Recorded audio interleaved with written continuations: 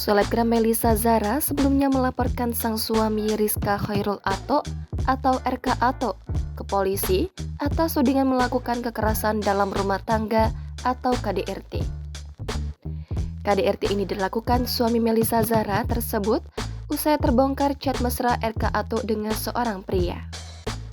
Diduga suami Melisa Zara ini adalah seorang penyuka sesama jenis. Selain melaporkan kasus KDRT yang dilakukan sang suami ke Polres Kota Kediri, selebgram Melisa Zara pun langsung menggugat cerai RK Ato ke Pengadilan Agama Tulung Agung. Kini RK Ato pun sudah resmi ditetapkan menjadi tersangka pada Jumat 21 Juli lalu dalam kasus KDRT. Hal ini pun dibenarkan oleh kuasa hukum Melisa Zara, Fitri Erna.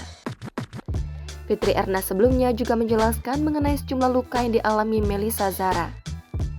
Bahkan Melisa Zara sempat dicengkram oleh RK Ato, bahkan dijambak.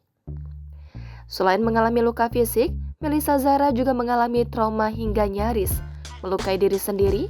Kini Melisa pun harus menjalani terapi ke psikolog. Melisa Zara mengalami tekanan batin karena dirinya tak menyangka sang suami yang dicintainya ternyata seorang penyuka sesama jenis hingga tega menyakiti dirinya. Jangan lupa subscribe, share, komen, dan like ya!